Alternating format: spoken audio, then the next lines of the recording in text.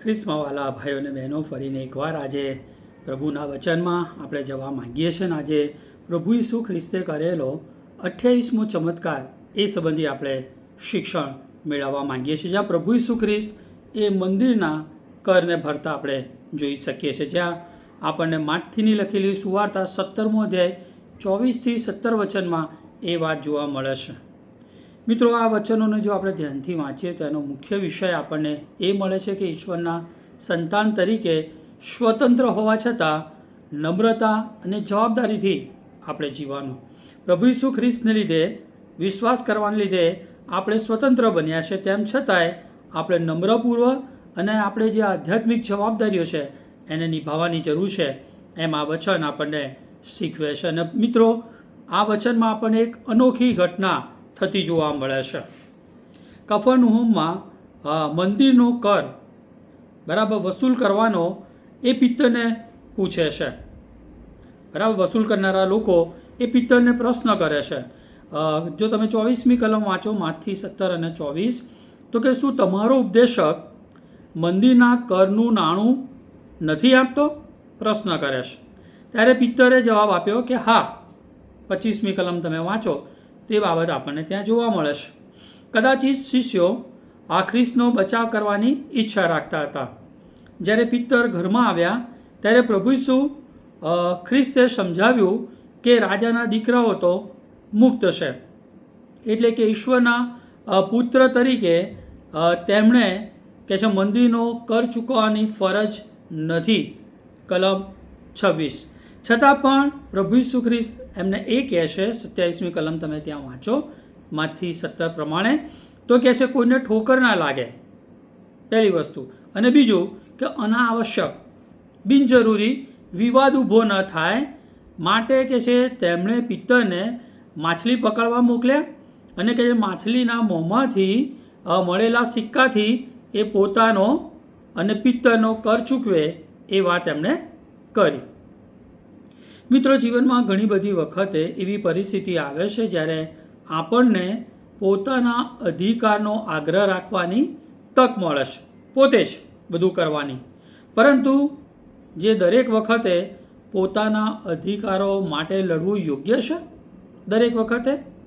તો પ્રભુ ઈસુ ખ્રિસ્ત પાસે મંદિરનો કર ન ભરવાનો એ અધિકાર હતો, કારણ કે ઈશ્વર પુત્ર હતા, તે સ્વતંત્ર હતા, કારણ કે મંદિર એ તેમના પિતાનું ઘર હતું.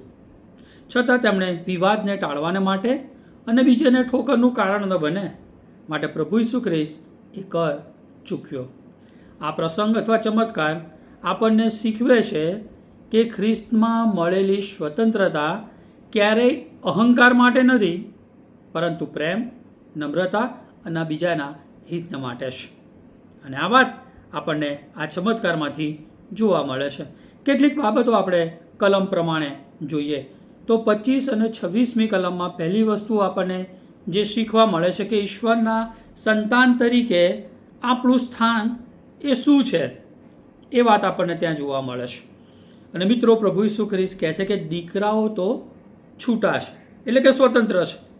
તેનો અર્થ કે પ્રભુ ઈસુએ એવો કર્યો કે મંદિર એ તેમના પિતાનું ઘર છે. તેના ઈશ્વરના પુત્ર તરીકે એ કર ચૂકવવા માટે બંધાયેલા નથી. અને આજે વિશ્વાસીઓ તરીકે આપણે પણ ઈશ્વરના સંતાન છે. યોહાન 1 અને 12 પ્રમાણે આપણે એમના સંતાન છીએ. એનો અર્થ કે આપણે દાસ નથી પણ સંતાન છે. આપણો સંબંધ એ નિયમો પર નહીં પણ એ કૃપા પર આધારિત છે. એટલે કે પ્રભુ ઈસુ ખ્રિસ્તમાં આપણને પૂરેપૂરી સ્વતંત્રતા મળેલી છે. દાખલા તરીકે કોઈ રાજકુમાર પોતાના પિતાના મહેલમાં રહેવા માટે એ ભાડું ચૂકવતો નથી, કારણ કે એ ઘર એના પિતાનું છે. તે જ રીતે વિશ્વાસી ઈશ્વરના પરિવારના સભ્ય છે. અને આ પ્રસંગમાં મંદિરનો કર, ટેમ્પલ ટેક્સ ભરવાનો પ્રશ્ન ઊભો થયો હતો. ત્યારે પ્રભુ ઈસુ ખ્રિસ્તે એ પિત્તરને એક મહાન અને મહત્વનું સત્ય શીખવ્યું કે જેમ પૃથ્વીના રાજાઓ પોતાના દીકરાઓ પાસેથી કર નથી લેતા, તેમ ઈશ્વરના રાજ્યમાં પણ સાચા અર્થમાં ઈશ્વરના દીકરાઓ એ પરાયા જેવા નથી. તેઓને વિશેષ સ્થાન એ પ્રાપ્ત થયેલું છે. અને આ વચન માત્ર કર વિશે નથી, પરંતુ ઈશ્વરના સંતાનોના અધિકાર, એ સંબંધ ઈશ્વર સાથેનો અને એમનું જે સ્થાન છે એ વિશે ઊંડું આધ્યાત્મિક સત્ય દર્શાવે છે. એટલે પહેલી વસ્તુમાં આપણે કેટલીક બાબતો જોઈએ. એમાંની પહેલી એક વસ્તુ જોઈએ તો ઈશ્વરના સંતાનો એ પરાયા નથી, પરંતુ પરિવારના સભ્ય છે. ઈશ્વરનું જે ઘર છે, કુટુંબ છે, એના એ સભ્યો છે. પ્રભુ ઈસુએ પૂછ્યું કે રાજાઓ છે પોતાના દીકરાઓ પાસેથી કે પરાયો પાસેથી કર વસૂલ કરે છે. 25મી કલમમાં એ પ્રશ્ન પૂછે છે. ત્યારે પિત્તરે જવાબ આપે છે એ પરાયો પાસેથી કર ઉઘરાવે છે. 26મી કલમમાં ત્યારે પ્રભુ ઈસુ ખ્રિસ્ત કહે છે તો દીકરાઓ તો છૂટા અથવા મુક્ત છે, સ્વતંત્ર છે, ફ્રી છે. એ આપણે માથી 17 અને 26 કલમમાં જોવા મળે છે. તો આનો અર્થ આપણે શું કરી શકીએ? તો વિશ્વાસીઓ કે જે કોઈ નિયમથી એ નિયમની ઉપર છે, પરંતુ એ કે તેઓ ઈશ્વર સાથે માત્ર સર્જનહાર અને સર્જિતતાનો સંબંધ નથી ધરાવતા, પણ પિતા અને સંતાનનો. જેઓ પ્રભુનો સ્વીકાર નથી કર્યો, હા એ પ્રભુનું સર્જન છે, એ વાત બરાબર છે, એ સર્જનહાર છે ઈશ્વર, એ બરાબર છે. પણ જો આપણે પ્રભુ ઈસુ ખ્રિસ્ત સાથે પર વિશ્વાસના સંબંધમાં આવ્યા છે તો ઈશ્વર આપણા પિતા બને છે અને આપણે એમનું સંતાન બનીએ છીએ. એટલે પિતા પુત્રના એ સંબંધમાં આપણે આવીએ છીએ. અહીંયા સંબંધનું મહત્ત્વ એ અગત્યનું છે કે આપણે ઈશ્વરના ઘરના સભ્યો છીએ. આપણે બહારના કે અજાણ્યા નથી. આપણું સ્થાન એ ઈશ્વરની કૃપાથી આપણને પ્રાપ્ત થયેલું છે. અને એ વાત આપણને ગલાતી 4 અધ્યાય 4 થી 6 કલમમાં 6 થી 7 કલમમાં આપણને એ જોવા મળે છે. ગલાતી 4 6 થી 7માં કે હવે તું દાસ નથી પણ દીકરો છે, અને જો દીકરો છે તો ઈશ્વર દ્વારા એ વારસદાર પણ છે. આ પહેલી વસ્તુ. બીજી વસ્તુ કે આપણું સ્થાન એ ઈશ્વર પ્રભુ ઈસુ ખ્રિસ્ત સાથેના સંબંધ પર આધારિત છે. મંદિર તો પિતાનું ઘર હતું. પ્રભુ ઈસુ ઈશ્વરના એકમાત્ર પુત્ર હોવાથી તેમને કર ભરવાની ફરજ નહોતી, પરંતુ વિશ્વાસીઓ પણ એ ખ્રિસ્તમાં જોડાઈને ઈશ્વરના સંતાન બને છે. હવે તેમનું ચોક્કસ સ્થાન છે. મિત્રો, જન્મથી આપણે પાપી હતા, પણ કૃપાથી આપણે એ ઈશ્વરના સંતાન બન્યા. ખ્રિસ્તમાં આપણે પિતાની નજીક આવવાનો આપણને અધિકાર બન્યો, યોહાન 1 અને 12 પ્રમાણે. એટલે આપણું ચોક્કસ એ સ્થાન છે. ઈસુ ખ્રિસ્ત સાથે આપણે સંબંધમાં આવ્યા છે. ત્રીજું કે સંતાન હોવાનો વિશેષ અધિકાર કરતાં પણ વધુ સંબંધની વાત આપણને જોવા મળે છે. કઈ વાત? તો કે ઈશ્વરના સંતાન હોવું માત્ર આશીર્વાદ જ મેળવવાનો હક નથી, પણ પિતાનો પ્રેમ અને સંગતનો એ આનંદ માણવાની વાત છે. સંતાન તરીકે આપણે પિતાને અબ્બા, બાપ અથવા પિતા કહી શકીએ છીએ. તેમની પાસે આપણે નિર્ભયતાથી, કોઈ પણ ભય વગર ગમે તે પ્રસંગે એમની સાથે અથવા પાસે આપણે કૃપાસન પાસે જઈ શકીએ છીએ. તેમની સંભાળ અને માર્ગદર્શન આપણે મેળવી શકીએ છીએ. તેમના વારસદાર આપણે બનીએ છીએ. રોમી 8, 15 અને 17 કલમો તમે વાંચો તો કે આપણને ભય લાગે એવો દાસત્વનો આત્મા મળેલો નથી, પણ દત્તક પુત્રપણાનો આપણને આત્મા મળ્યો છે. આપણે ઈશ્વરના બાળકો બન્યા છે. ખ્રિસ્ત સાથે આપણને વારસાના ભાગીદાર બનાવવામાં આવ્યા છે. આ ત્રીજી વસ્તુ આપણને અહીંયા જોવા મળે છે. ચોથી વાત, આપણું સ્થાન કેવી રીતે છે? તો કે સંતાન હોવા છતાં નમ્રતા અને પ્રેમથી આપણે વર્તવાનું છે. માથી 17 અને 27માં પ્રભુ ઈસુ ખ્રિસ્તે પિત્તરને કીધું આપણે તેમને ઠોકર ન ખવડાવીએ માટે આપણે કર ભરીએ. ભલે તેઓ મુક્ત હતા છતાં તેમણે ઝઘડો ઊભો ના થાય, વિવાદ ઊભો ના થાય, બીજાઓને ઠેસ ના લાગે માટે કે છે કર ભર્યો. અહીં આપણને જે શીખવા મળે છે તે છે કે અધિકાર કરતાં એ પ્રેમ, બીજાઓનું હિત એ મહત્ત્વનું બની રહે છે. અને માટે વિશ્વાસીઓ તરીકે આપણે એ કરવાની જરૂર છે. સ્વતંત્રતા કરતાં બીજાની જે ભલાઈ છે એના તરફ આપણું લક્ષ્ય એ આપવાની જરૂર છે. એ આપણા માટે એ મહત્ત્વનું હોવું જોઈએ. એટલે પ્રભુના સંતાનો તરીકે, બાળકો તરીકે નમ્રતા અને આજ્ઞા પાલન એ દર્શાવવું એ જરૂરનું બની જાય છે. માટે આજના સમયને માટે આ વચનો આપણને જે લાગુ પાડવા જોઈએ કે આપણે ઈશ્વરથી દૂર રહેલા લોકો નથી. આપણે પ્રાર્થના કરીએ છીએ ત્યારે કોઈ અજાણ્યા ઈશ્વરને નથી કરતા, પરંતુ આપણા સ્વર્ગીય પિતાને આપણે પ્રાર્થના કરી રહ્યા છે. બીજું કે આપણું મૂલ્ય આપણા કાર્યથી નહીં, પરંતુ આપણા સંબંધથી એ નક્કી થાય છે કે આપણો ઈશ્વર સાથેનો સંબંધ કેવો છે. સંતાન તરીકે આપણને જવાબદારી આપેલી છે અને જવાબદારી આપણે પ્રભુને આધીન થઈને નિભાવવાની છે. ખ્રિસ્તી સ્વતંત્રતા એ સ્વાર્થ માટે નહીં, પરંતુ એનો પ્રેમથી ઉપયોગ કરવો જોઈએ. બીજાના જીવનોને બાંધવાના માટે એ થવો જોઈએ. એટલે પહેલો બાબત આપણે જે શીખ્યા કે ઈશ્વરના સંતાન તરીકે આપણું સ્થાન. હવે બીજું કે ખ્રિસ્તની સ્વતંત્રતા, ખ્રિસ્તી જે સ્વતંત્રતા સાથે જવાબદારી પણ એ જોડાયેલી છે. 27મી કલમમાં આપણને શીખવા મળે છે. શું કહે છે? તો પણ ભલે આપણે સ્વતંત્ર છીએ પ્રભુના બાળકો તરીકે, પણ આપણે તેઓને ઠોકર ન ખવડાવીએ. માટે શું કરવાનું છે કે આપણે કર ભરીએ. પ્રભુ ઈસુ કર ચૂકવવા બંધાયેલા નહોતા, તેમ છતાં બીજાને ઠોકર ના ખવડાવે અને ખોટો વિવાદ ઊભો ના થાય માટે પોતાના અધિકારને એ પકડી રાખતા નથી. બરાબર? એ અધિકાર ભોગવવાનો આગ્રહ રાખતા નથી, પણ કહે છે કર ભરવાનું એમણે મુનાસિફ માન્યું. એટલે મુખ્ય સત્ય આપણને અહીંયા જે શીખવા મળે છે કે પ્રેમ ઘણીવાર પોતાના જે અધિકારો છે એનો ત્યાગ કરવાને માટે પણ આપણને કહે છે.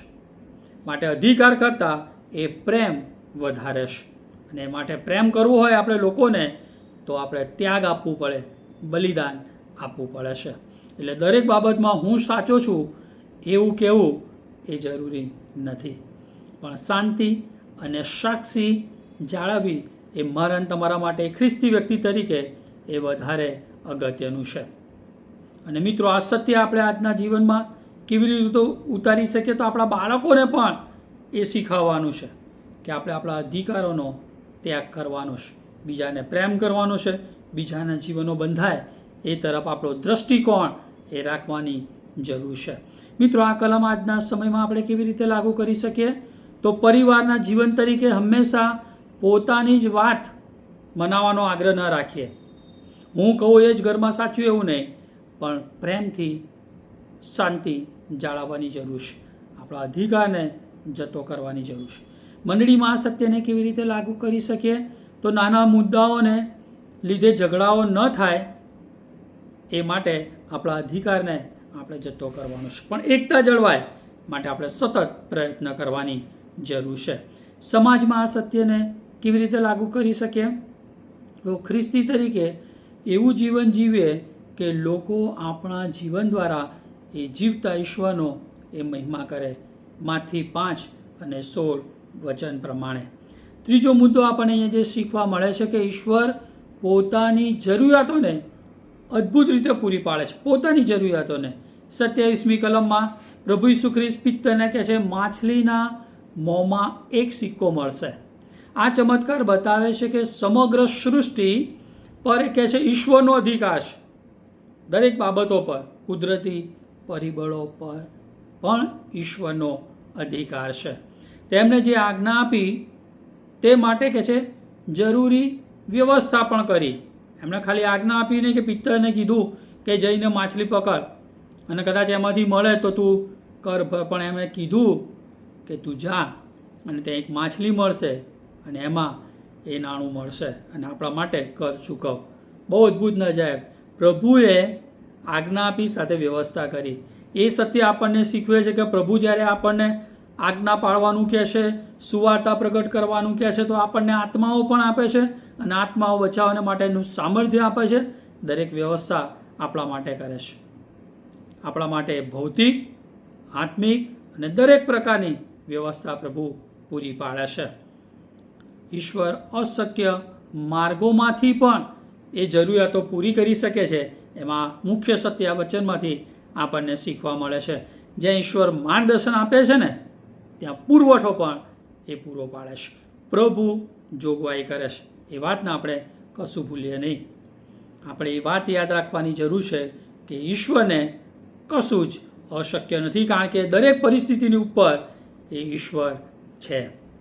આપણે ઉદાહરણ તરીકે જોઈએ તો પહેલો રાજાનું જે પુસ્તક છે 17મો અધ્યાય અને 6ઠી કલમ, કે એલિયાને માટે એક કાગડા દ્વારા ભોજનની વ્યવસ્થા પહોંચાડે છે. તેને માટે કહે છે કાગડા સવારે રોટલી તથા માંસ ને સાંજે પણ રોટલી તથા માંસ લાવતા અને નાણાંમાંથી કહે છે એલિયા પાણી પીતા. મિત્રો, પ્રભુએ એલિયાને પોતાના કામ માટે મોકલ્યા અને એલિયા એ આધીન થયા અને માટે કહે છે ઈશ્વરે તેમનું પોષણ કરવા માટે એક કાગડો રાખ્યો. મિત્રો, કાગડાના મોંમાં માંસ આવે તો કદી એ મૂકે નહીં, એ પોતે જ ખાઈ જાય એવો એનો સ્વભાવ છે. તેમ છતાં પ્રભુ એવા કાગડાનો પક્ષીનો ઉપયોગ કરે છે કે જે દ્વારા એલિયાનું પૂરું કરે. અને એલિયા પણ જાણે કે પ્રભુ મારા માટે કેવી જોગવાઈ કરે છે અને પ્રભુના કાર્યને માટે એ આધીન થાય છે. તેમજ ઘણીવાર ઈશ્વર એવી જગ્યાએથી મદદ મોકલે છે જ્યાંથી આપણે પોતે કલ્પના ના કરી શકીએ. મારા જીવનનો અનુભવ છે, મિત્રો તમારા જીવનમાં પણ એ અનુભવ હશે કે આપણે કલ્પના ના કરી હોય, આપણે વિચાર્યું ના હોય, એ રીતે ઈશ્વર આપણા માટે એ પૂરું પાડે છે. અને આજના સમયને માટે આ વચનને જો લાગુ કરવું હોય તો આર્થિક મુશ્કેલીમાં, શારીરિક મુશ્કેલીઓમાં, કૌટુંબિક પ્રશ્નો હોય, નોકરીનો કે કોઈ પણ પ્રશ્નો હોય તો આપણે મિત્રો ગભરાવાની જરૂર નથી. ઈશ્વર જે વ્યવસ્થા કરવાના છે ને હવે પછીના સમયમાં, એના પર આપણે વિશ્વાસ રાખીએ. આપણી દ્રષ્ટિ એ પ્રશ્નો તરફ નહીં પણ એનો ઉકેલ લાવનાર એ ઈશ્વર તરફ આપણે આપણી દ્રષ્ટિ એ વિશ્વાસથી રાખીએ, એમ ઈશ્વરનું વચન કહે છે. અને એ માટે આપણે પ્રાર્થના અને ઈશ્વરના વચનને આધીન થવાની જરૂર છે. ચોથો મુદ્દો આપણને અહીંયા 27મી કલમમાંથી શીખવા મળે છે. પ્રભુએ પોતાની જ વ્યવસ્થા કરી, જરૂરિયાત પૂરી પાડી, એમની કર ભરવાની, પણ પ્રભુએ શું કીધું? પિત્તરની જરૂરિયાતને પણ ધ્યાનમાં લીધી. ત્યાં 27મી કલમ કહે છે મારા અને તારા માટે એ કર ભર. મિત્રો, પ્રભુએ માત્ર પોતાની જરૂરિયાતને સંતોષી એવું નહીં, પણ પિત્તરનો પણ કર ચૂકવવાની વ્યવસ્થા કરી. એમ પ્રભુ એ મારા અને તમારા માટે, જે કોઈ પ્રભુ ઈસુ ખ્રિસ્ત પર વિશ્વાસ કરે છે એ દરેક માટે ચોક્કસ વ્યવસ્થા કરે છે. માટે ગભરાવું નહીં, નિરાશ હતાશ થવું નહીં, અયોગ્ય નિર્ણયો લેવા નહીં, પણ ઈશ્વર પર વિશ્વાસ રાખવાની જરૂર છે. આ આપણને બતાવે છે કે પ્રભુ ઈસુ ખ્રિસ્ત પોતાના શિષ્યોની જરૂરિયાતો પણ પોતાની જરૂરિયાતની સમાન ગણે છે. માટે પ્રભુ આપણી જરૂરિયાતોને પણ ધ્યાનમાં લઈને સમયની સંપૂર્ણતાએ એ બધું જ કરશે એ વિશ્વાસ અને ખાતરી સાથે આપણે આગળ વધવાની જરૂર છે. આ કલમમાં મુખ્ય સત્ય એ છે કે પ્રભુ પોતાના લોકોને ભૂલતા નથી, આપણને મૂકી દેતા નથી, ત્યજી દેતા નથી. એ આપણને યાદ રાખે છે, આપણી કાળજી લે છે, સંભાળ લે છે, કારણ કે એ સારા ભરવાડ છે, એ સમયની સંપૂર્ણતાએ પૂરું કરશે. જેમ એક સારો પિતા પોતાના બાળકોની જરૂરિયાતો ધ્યાનમાં રાખે છે અને જરૂરિયાતો પૂરી પાડે છે, તેમ સ્વર્ગીય પિતા પણ આપણા લોકોને માટે એ ચિંતા રાખે છે. માટે મુશ્કેલ સમયમાં આપણે પ્રભુ પર ભરોસો રાખીએ, વિશ્વાસ રાખો કે તે આપણી જરૂરિયાતને જાણે છે. મિત્રો, ચિંતા કરતાં પ્રભુને પ્રાર્થના કરીએ. છેલ્લું આપણને જે શીખવા મળે છે કે આજ્ઞા પાલન એ મનન તમને આશીર્વાદ તરફ લઈ જાય છે. પિત્તરે પ્રભુ ઈસુ ખ્રિસ્તની વાત પ્રમાણે કહે છે માછલી પકડી અને તેમને ખરેખર એ સિક્કો મળ્યો. જો પિત્તરે શંકા કરી હોત અને આજ્ઞા ન પાડી હોત તો તે આશીર્વાદનો અનુભવ કરી શક્યા ન હોત. અશક્ય હતું, પણ પિત્તરે પ્રભુ પર ભરોસો રાખ્યો.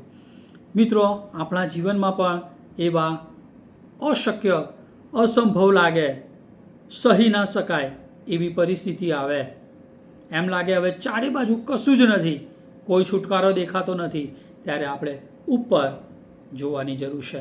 ઈશ્વરને પ્રાર્થના કરવાની જરૂર છે. એ દરેક પરિસ્થિતિમાંથી છોડાવનાર એ ઈશ્વર છે. માટે આજ્ઞા પાલન આપણે વિશ્વાસથી કરીએ એ જરૂરનું છે. ઈશ્વરના ચમત્કારો ઘણીવાર આજ્ઞા પાલન પછી જોવા મળે છે. માટે આજ્ઞા પાલન એ જરૂરી છે જો આપણા જીવનમાં આપણે ચમત્કાર જોવો હોય તો. એક ઉદાહરણ કહીશ, બીજો રાજા અને 5મો અધ્યાય, જેમાં નામાન કોળીની વાત છે. પ્રભુનો સેવક કહે છે કે તું યર્દનમાં 7 વાર ડૂબકી માર, પણ કહે છે એના કરતાં તો મારા દેશમાં સારી નદીઓ છે, એમાં હું ડૂબકી મારીને સાજો ના થાઉં.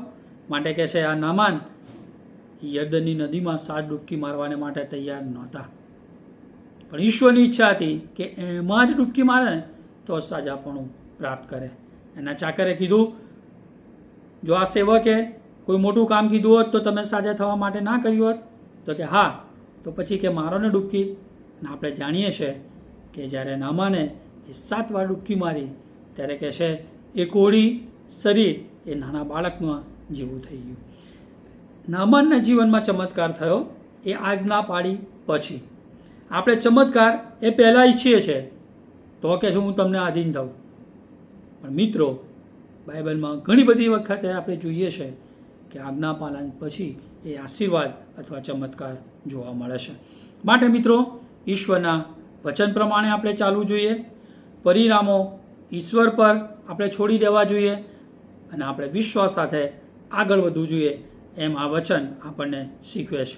મિત્રો માથી 17મો અધ્યાય 24થી 27 વચન, આ કર ભરવાનો ચમત્કાર આપણને 5 અગત્યના પાઠ શીખવી જાય છે કે આપણે ઈશ્વરના સંતાન તરીકે આપણું વિશેષ સ્થાન છે, એ વાતને યાદ રાખીએ. બીજું, પોતાના અધિકારો કરતાં બીજાના હિત પર આપણે લક્ષ્ય રાખવું જોઈએ. ત્રીજું, બીજાઓને ઠોકર ન લાગે તેનું વિશેષ ધ્યાન આપણે રાખવાની જરૂર છે. ચોથું, ઈશ્વર પોતાની જે પ્રજા છે, સંતાનો છે, બાળકો છે કે જેની પર વિશ્વાસ કરે છે, એની જરૂરિયાતોને એ પૂરી પાડે છે. અને 5મું, આજ્ઞા પાલન એ વિશ્વાસની નિશાની છે. એ આશીર્વાદિત જીવન લાવે છે, એ આશીર્વાદ લાવે છે અને ચમત્કાર આપણા જીવનમાં લાવે છે. માટે મિત્રો આપણે આ બધી જ બાબતોને ધ્યાનમાં રાખીએ અને પ્રભુ પર વિશ્વાસ રાખીને આપણે આગળ વધીએ. આ વાત સમજવાને માટે પ્રભુ આપણ સર્વની સહાયને મદદ કરો. Amen. Thank you very much. May God bless you.